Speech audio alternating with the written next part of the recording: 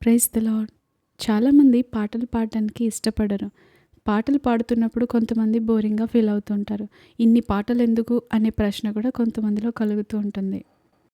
అసలు పాటలు పాడడం ఏంటి? పాటలు అసలు దేని కొరకు పాడుతున్నాం?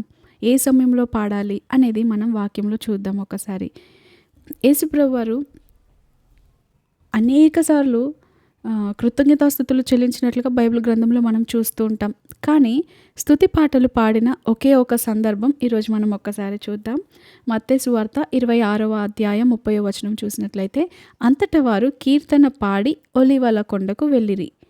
ఇక్కడ కీర్తన అనున్నది స్తుతి పాట పాడారు అని మూల భాషలో చెప్పబడుతుంది. యేసుప్రభు వారు పాడిన పాటని కీర్తనల గ్రంథంలో మనం చూడవచ్చు. యేసుప్రభు వారు పాడిన పాటనే కీర్తనల గ్రంథంలో ఒక అధ్యాయంగా మార్చబడింది. యేసుప్రభు వారు గెత్సెమనే తోటకు బయలుదేరినప్పుడు శిష్యులతో కూడా స్తుతి పాట పాడి వారు అక్కడ నుండి వెళ్ళినట్లుగా మనం చూస్తూ ఉంటాం. దుఃఖ సమయంలో స్తుతి పాట పాడాడు యేసుప్రభు వారు. రాత్రి వేళ పాడారు. చీకటి ఆవరించిన ఆ గడియలో ఆయన తండ్రిని స్తుతించి పాడుతున్నాడు. ఆయనే మనకు గొప్ప మాదిరి. ఈరోజు మనమైతే పాటలు పాడడానికి ఇష్టపడం. నా స్వరం బాగోలేదు, నాకు పాడడం రాదు, నాకు తెలీదు, నాకు శృతి నాలెడ్జ్ లేదు, నాకు స్వరజ్ఞానం లేదు అంటూ ఉంటారు. కానీ మనకు స్వరం ఇచ్చింది ఆయనే కదా. మనకు ఎలాంటి స్వరం ఇవ్వాలో ఆయనకి తెలుసు. మనకు ఆయన ఇచ్చిన స్వరముతో మనం ఆయనను పాడుతూ ఉంటే, ఆయనను పొగుడుతూ ఉంటే, ఆయనను గణపరచు వారిని ఆయన గణపరిచే దేవుడు. చూడండి, చంటి బిడ్డ ఎలాంటి స్వరముతో పిలిచినా కూడా తండ్రి ఇష్టంగానే స్వీకరిస్తాడు. ఎందుకంటే తన బిడ్డ కాబట్టి. దేవుడు కూడా అంతే. మనం ఆయన బిడ్డలం. మనం ఎలాంటి స్వరముతో పాడినా ఆయన అంగీకరిస్తాడు, ఆయన ఇష్టపడతాడు. యాకోబు భక్తుని మనం చూసినట్లయితే 5వ అధ్యాయంలో, మీలో ఎవరికైనా సంతోషం కలిగిందా వాళ్ళు కీర్తనలు పాడాలి, ఎవరికైనా దుఃఖం కలిగిందా వారు ప్రార్థన చేయాలి అని రాశాడు యాకోబు భక్తుడు.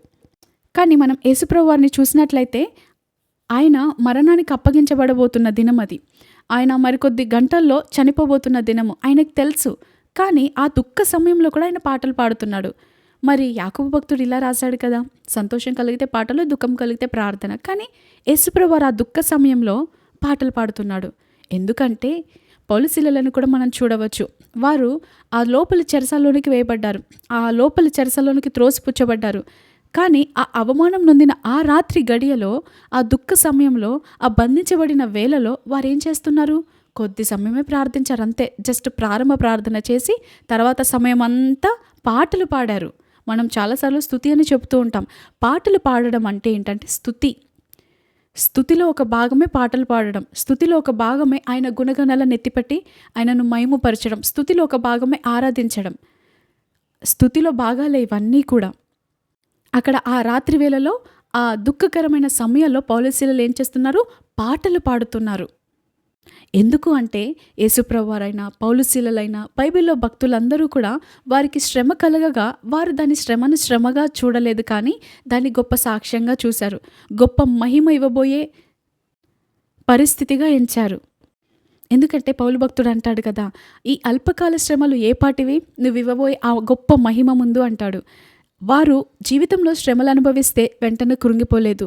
నా దేవుడు మరో సాక్ష్యాన్ని ఇవ్వడానికి దీన్ని అనుమతించాడు, సమస్తం సమకూడి నా దేవుడు మేలు కలుగుటకే జరిగించుచున్నాడు అని వారు దుఃఖ సమయంలో మరింతగా పాటలు పాడారు. వారు దుఃఖ సమయంలో మరింతగా స్తుతించారు. ఈరోజు మనం చేయగలుగుతున్నామా?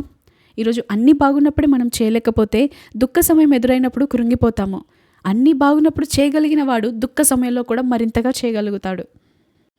అంత మాత్రమే కాదు, పౌలు శీలలు కానీ, ఇక్కడ యేసుప్రభు వారు కానీ, వారు దుఃఖ సమయంలో రాత్రి వేళలో చేశారు.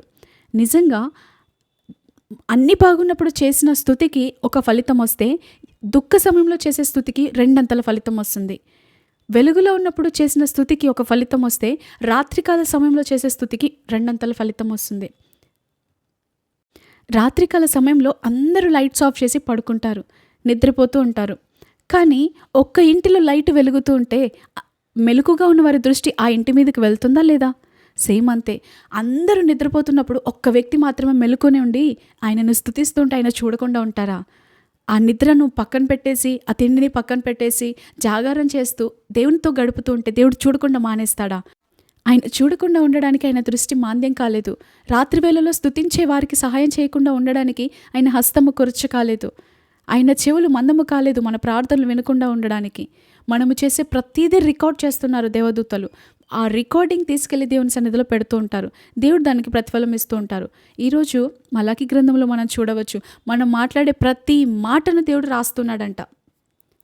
మన కొరకు ఒక్క జీవ గ్రంథం మాత్రమే కాదు, మన కొరకు అనేక గ్రంథాలున్నాయి. మనం చేసే క్రియలు రాయడానికి ఒక గ్రంథం, మనం పలికిన మాటలు రాయడానికి ఒక గ్రంథం, మనం ప్రవర్తించిన ప్రవర్తనను రాయడానికి, లిఖించడానికి ఒక గ్రంథం, మనం ఆయన గురించి ఏమైతే మాట్లాడతామో దాని గురించి కూడా రాయడానికి ఒక గ్రంథం ఉందంట.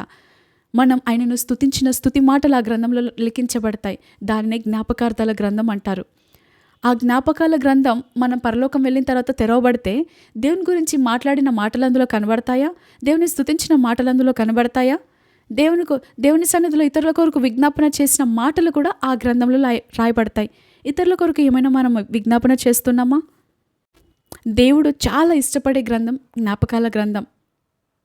మలాకి గ్రంథంలో ఒక మాట రాయబడి ఉంటుంది, ఎవరైతే 2-3 కలిసి ఆయన గురించి మాట్లాడుకుంటూ ఉంటారో ఆయన వచ్చి వారి మధ్య కూర్చొని వింటూ ఉంటారంట. అందుకే మనం కొత్త నిబంధనలో కూడా చూస్తాం, 2-3 ఎక్కడైతే ఏకీభవిస్తారో అక్కడ నేను ఉంటాను అని అంటున్నాడు దేవుడు. మాట ఇచ్చిన దేవుడు నమ్మదగినవాడు.